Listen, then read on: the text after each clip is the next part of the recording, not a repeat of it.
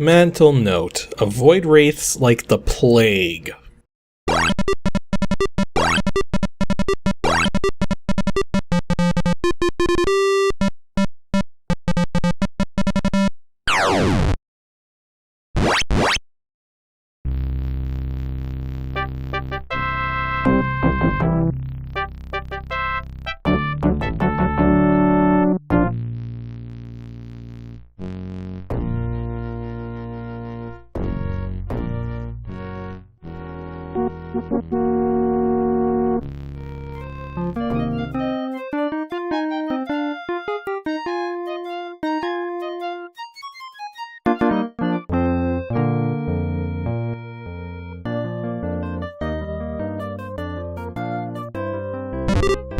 So, one of my Patreon supporters, Jonathan Lore, calls this game Civilization meets Magic the Gathering meets Ultima.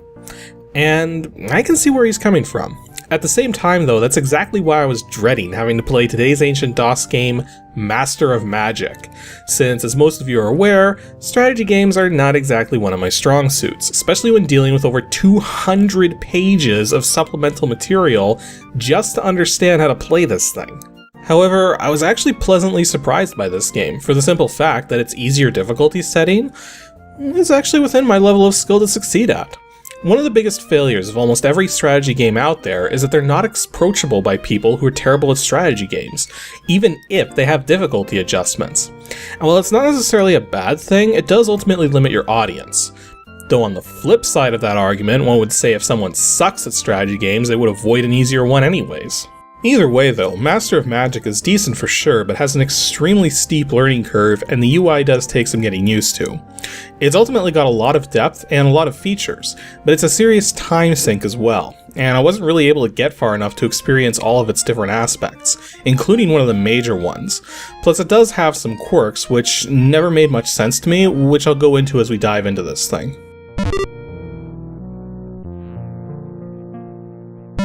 Master of Magic was developed by SimTex and published through MicroProse in 1994. While this is a strategy game with up to 5 warring factions in each playthrough, it doesn't have any multiplayer support, much to my surprise actually, and thus can only be played one player at a time. It supports VGA 320 by 200 256 color graphics, and supports a small array of audio devices for music, but only the Sound Blaster and Pro Audio Spectrum for sound effects. I should point out though, that there is a single PC speaker sound effect in this game, which only plays when the red dialog box shows up to indicate that an outpost has been upgraded into a proper settlement or has been wiped out. I should also point out that the MT32 and MIDI music quality is hit and miss. So unless you have the optimal hardware to run those, sticking with Sound Blaster support when running emulated is the simplest approach. As for its current release date, it's still commercial, and much like a lot of the games I've been covering lately, it's available on the Good Old Games website at www.gog.com for $6. If you want a physical copy, then you're probably going to be in for quite a search. CDs for this game are hard enough to find and usually go for $10 to $20, to say nothing about the box, 150-page manual, and 50-page spell guide, none of which I was able to gauge any prices on. Though that said, be careful during your searches that you don't get this game confused with a C64 and ZX Spectrum game released many years prior by the same name, which is an entirely different game. Before you start playing, you actually have to set up the run you're going to do. Now, the number of options you can go through can be intimidating, but right off the bat, I need to mention that the right mouse button will almost always give you contextual feedback about the exact thing you're pointing at. Thus, you can easily find out more about almost anything the game throws your way. One thing I will say about the initial setup is that the intro difficulty setting is special in that it doesn't actually provide you with an appropriate challenge, and is more so meant to just introduce you to how the game is played. As such, if you choose this difficulty setting, you're not allowed to custom make your character. Speaking of, the next thing you do is either select a pre-made character or custom make one. I highly recommend custom making one, as you'll have complete control over their stats, which are simply their spellbooks and their skills. Spellbooks determine how many spells a wizard will gain access to over the course of the game, as research is performed, while skills add extra bonuses to how the character functions. The most spellbooks you can have is 11, and doing this with entirely one type of spell actually lets you start the game with some hand-picked spells from that type. Though even just having a middle number of spellbooks allows you to guarantee that certain spells will be researched as you progress forwards. That's actually one of the odd cruxes of this game, is that you can't learn everything. When you start the game, the spells you're ultimately able to learn have already been pre-generated based on the spellbooks you have, and it's balanced out so that you have an appropriate number of spells from each level of rarity that the spells fall under. And that's all relative to how many spellbooks you have of the particular spell types. This means with every run you make, you're likely going to have to go through with different strategies to some extent, since your spells are going to be different each time through. I also highly recommend specializing in at least one type of magic. If you generalize, you won't have access to as many of the higher tier spells, which can really make it hard to decisively win this game. Although we'll get into how that works in a bit. Once you begin the game proper, you'll name your first town and it'll be greeted with the main game interface, which shows screen selections at the top, your main map view, and either context for what you have selected or an overview of the net income of your three basic resources: gold, food, and mana. Gold is primarily used as upkeep, though it can also be used to outright buy the completion of structures and units. Food is again primarily used for upkeep, as different units and different levels of population require different amounts of food. While mana is used to power your magic, though it also functions as upkeep for any creatures you summon. Okay, I suppose I should explain upkeep before I go on. In many strategy games, upkeep is the cost to keep something active in the world. For instance, if you summon some warbears in this game, they have an initial mana cost to summon them, but then there's also an upkeep of 2 mana per turn to keep them in existence, which, if you can't meet that demand, they'll fade away. Excess gold and mana can be stashed away for later when you have a net negative. However, food cannot be stashed away, though there are means of automatically selling excess food for gold each turn. On the map screen, you'll see many terrain features as well as your starting town. When you right-click on a town, you'll open an expanded view of it, showing what structures have been built, as well as its production of basic resources, which, beyond the main 3, also include research points and production points. Research points are used to research new spells, while production points are used by the town to build new things. You can issue build orders with the change button in the bottom right corner, and will then be shown town structures on the left side which you can build, and units the town can build on the right side, all determined by various prerequisites that the town has. If there's nothing you want to build, then you can either put your extra production towards population growth through housing, or with the right structures you can put it towards trade goods instead and make a lot of extra cash. Now, one of the things you're probably going to be confused about, especially in the early game, is how long it takes for things to really get going. Skipping past dozens of turns just to get your first bit of progress happening is common, and probably part of the reason why this game only has single player support, since trying to coordinate multiple players ending their turns rapidly while some take a moment, it would kind of slow things down a bit. Although from what I understand, extremely short turn times are common early on in similar strategy games. If you find the things you're trying to do are taking a bit too long, you might have a couple options.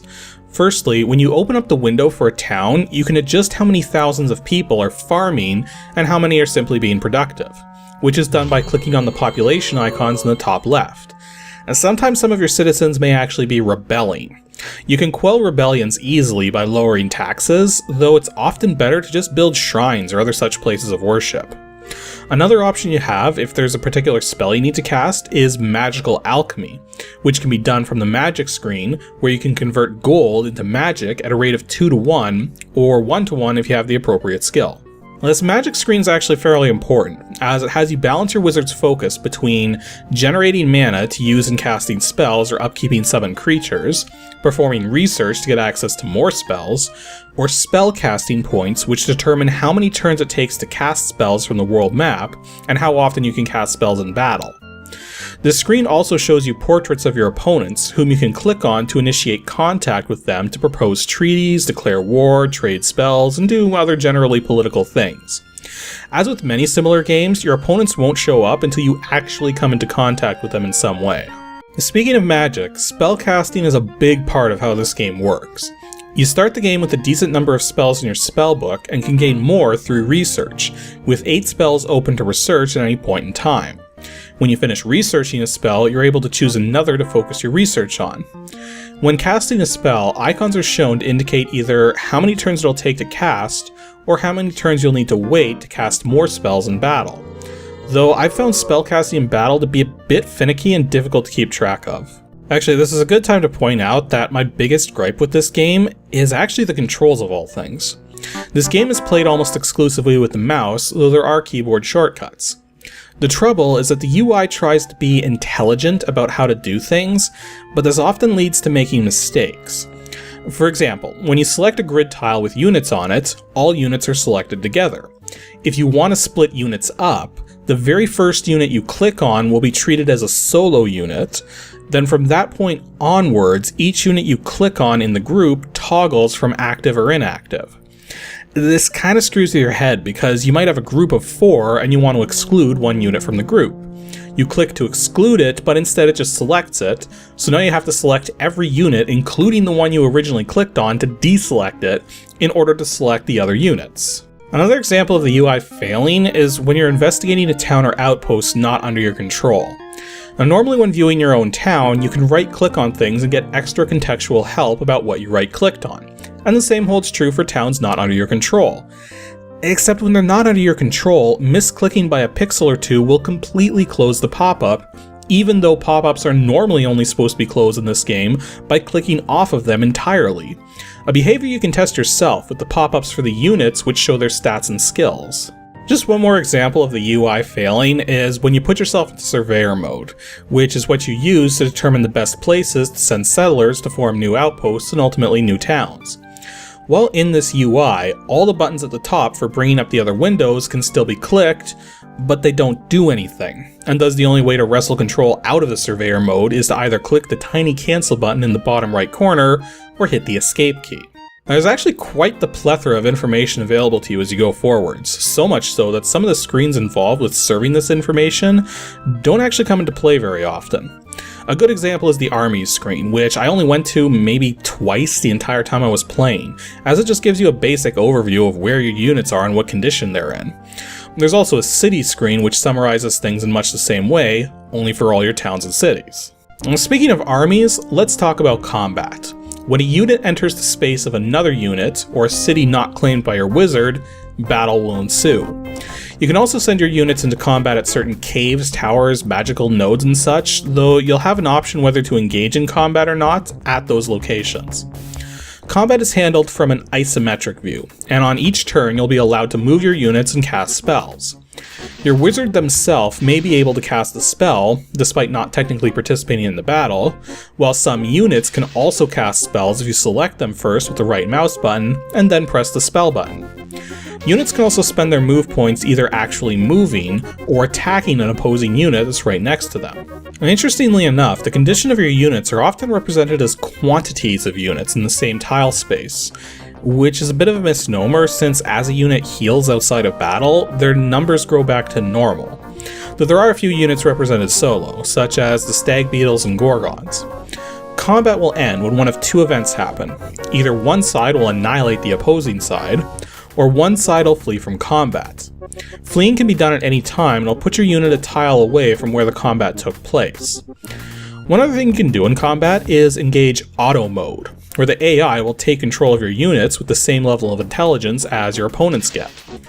I have noted that the auto mode isn't always the best route to go, but when you're not sure what approach to take, or the battle is so simple you don't even have to think to win, auto mode can definitely save you some effort.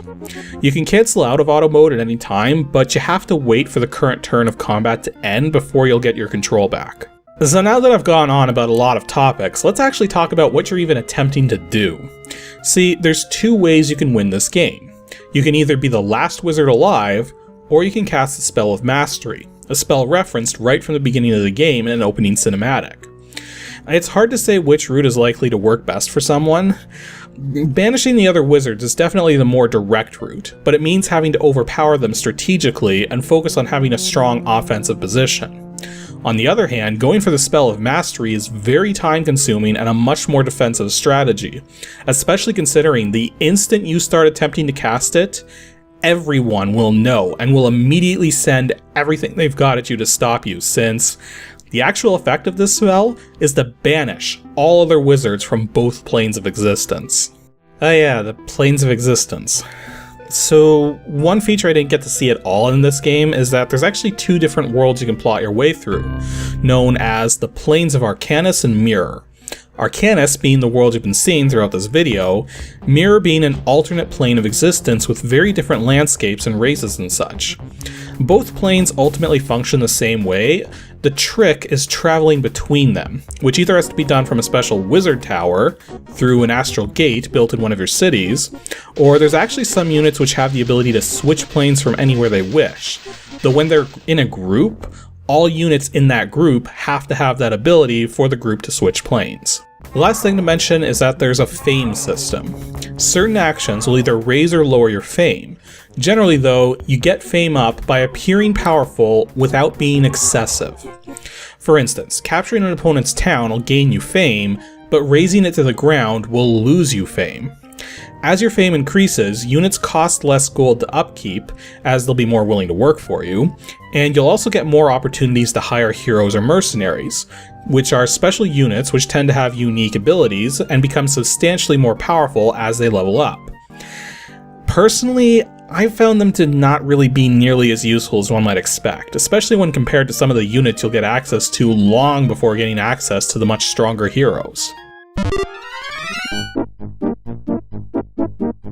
Overall, Master of Magic is quirky, has a steep learning curve, but it's fun both for strategy game players and people such as myself who are generally terrible at strategy games. I would actually give a general recommendation on this one, that if you love strategy games or are someone who likes playing them but aren't necessarily good at them, then this is definitely one to check out. Though the lack of multiplayer might be a letdown to some, and the UI can be a bit finicky to work with until you understand its quirks. The only people who should avoid this game are those who have zero interest in strategy games or are not a fan of games with a heavy emphasis on magic and spell casting.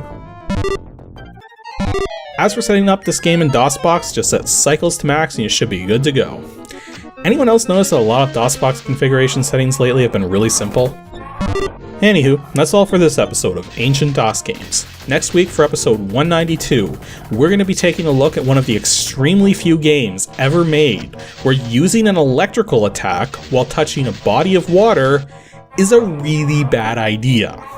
And if you think you know of a game that's like that, then be sure to send your guess to ADG@pixelships.com and stay tuned to see what kind of game would even do something like this.